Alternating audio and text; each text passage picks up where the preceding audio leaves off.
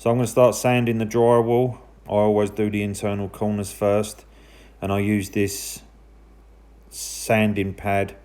It's about 3.5 by 3.5, and it's 120 grit. And that's what I use for the corners, and I also use a lamp as well.